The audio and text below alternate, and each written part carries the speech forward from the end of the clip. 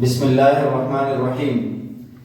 آج انتہائی خوشی کا موقع ہے کہ ہمارے ساتھ ہمارے بہت ہی معزز دوست جو کہ حیدرآباد کے رہائشی ہیں اور اپنے کام کے سلسلے میں ورک کے سلسلے میں کراچی میں رہتے ہیں، تو جیسے ہی ان کو خبر لگی کہ میں کراچی ریحان اسکول آ گیا ہوں تو عادل بھائی نے جو ہے وہ مجھ سے رابطہ کر کے میرے پاس آنے کی اجازت بھی مانگی، اور میں نے جب ان کو بتایا تو یہ ریحان اسکول کورنگی کیمپس پہنچ بھی گئے ہیں۔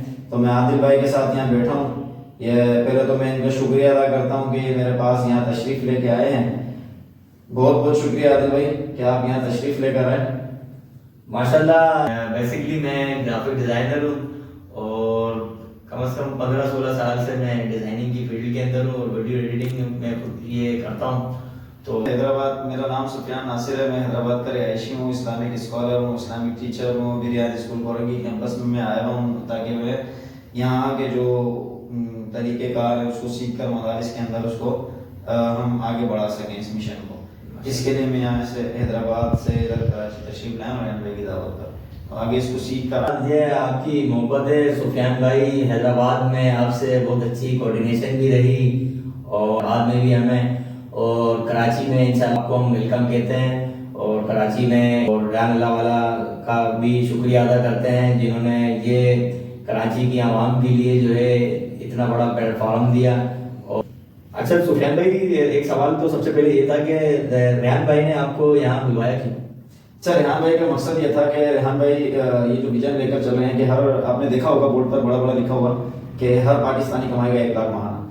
تو یہ ویژن تو ہے، لیکن ریحان بھائی بھی کہتے رہتے ہیں، لوگ سمجھتے نہیں ہیں، لوگ کہتے ہیں جی منجن فروش ہیں، وہ جو ہے اپنی بات، اپنے الفاظ بیچ رہے ہیں، اپنے کورس بیچ رہے ہیں۔ تو یہ اس طرح ہے نہیں، بلکہ ریحان بھائی جو ہے ہر ایک کو تیار کر رہے ہیں۔ اب جب یہ مشن لے کر وہ دیگر اداروں میں گئے، یونیورسٹی، کالجز اور عام عوام کے پاس پہنچے، اسی طریقے سے مدارس کے اندر بھی ریحان بھائی کی ایک بہت بڑی فکر ہے کہ مدارس کے طلبہ بھی 1 لاکھ روپے ماہانہ کمائیں، دیندار طبقہ بھی 1 لاکھ روپے ماہانہ کمائے۔ مسجد کا امام ہے تو وہ صرف 15,000 نہیں بلکہ 1 لاکھ روپے ماہانہ کمائے۔ خطیب صاحب ہیں تو خطیب صاحب صرف خطابت نہ کریں بلکہ وہ اپنی خطابت کو منوائیں اور اس کے ذریعے سے یہ اس ٹیکنالوجی کو اپناتے ہوئے 1 لاکھ روپے کمانا شروع کر دیں۔ تو یہی ویژن ریحان بھائی کا تھا، اور ریحان بھائی سے جب ہم تعلق ہوا ہمارا تو ریحان بھائی نے فیس بک کے ذریعے ہی ہم سے رابطہ کیا، اور بہت اچھا ریحان بھائی کا ملنا ہے اور رابطہ رکھنا ہے۔ پھر ریحان بھائی میرے پاس تشریف بھی لے کر آئے تھے۔ ریحان بھائی نے اس بات کا اظہار کیا تھا کہ جی مدارس کے اندر ہم چاہتے ہیں کہ جی یہ پیغام لے کر جایا جائے، لیکن مدارس والے چونکہ بعض ایسا ہوتا ہے کہ کہیں سختی بھی آ جاتی ہے، کہیں پریشانی بھی آ جاتی ہے، تو اس کے لیے ریحان بھائی نے یہ سوچا کہ ہم مدارس میں جب یہ نظام لے کے جائیں تو کیوں نہ مدارس کے لوگ ہی کو تیار کر کے اور مدارس میں بھیجا جائے۔ تو اس کے لیے انہوں نے ہمیں 5 مفتی جو ہے پاکستان کے اندر سے ریحان بھائی نے سلیکٹ کر کے ان کو ہمیں بلوایا۔ تو حیدرآباد سے میں ہوں اور ڈسکا سے ہمارے ایک بہت اچھے ساتھی ہیں مفتی احسان احمد حسینی صاحب، اور وہ اپنا ٹرسٹ بھی چلاتے ہیں ادھر ڈسکا کے اندر۔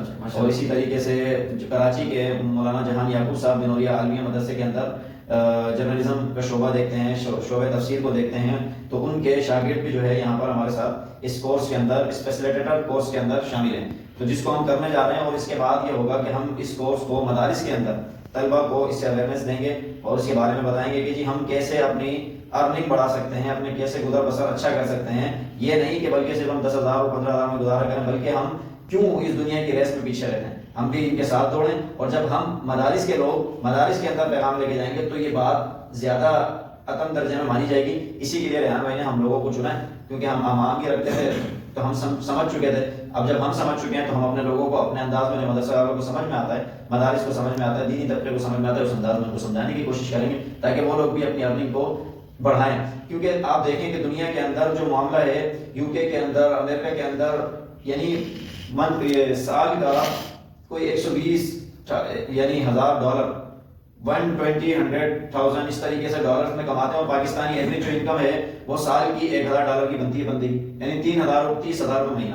اور باقی دنیا جو ہے وہ پتہ نہیں کہاں سے کہاں پہنچ چکی ہے، اور پاکستان جو ہے وہ انکم کے اعتبار سے، حالانکہ مہنگائی اگر دوسری دنیا کی، ہم دوسرے علاقوں کی نظر سے دیکھیں تو کوئی مہنگائی نہیں، ہمیں جو مہنگائی لگ رہی ہے وہ اس لیے کہ ہمارے روپے کی قدر نہیں ہے، تو وہ روپے میں کمانا چھوڑ کے ڈالر میں کمانا۔ یہ ریحان بھائی کا مشن۔ اچھا، ایک سوال اور تھا میرا، دیکھیں ہمارے یہاں علماء کو کون سمجھائے گا؟ جتنے علماء خطیب ہیں ہمارے یہاں پر، تو ان کو وہ تو بہت سارے، یعنی کہ ابھی لوگوں کے ذہنوں میں یہ ہے، علماء کے کرام کے ہمارے ذہنوں میں یہ چیز ہے کہ نیٹ ایک فتنہ ہے، انٹرنیٹ جو ہے یہ مسئلے مسائل ہیں، بہت سے لوگ ابھی تک موبائل بھی استعمال نہیں کرتے، تو ان لوگوں کو آپ کیا پیغام دینا چاہیں گے؟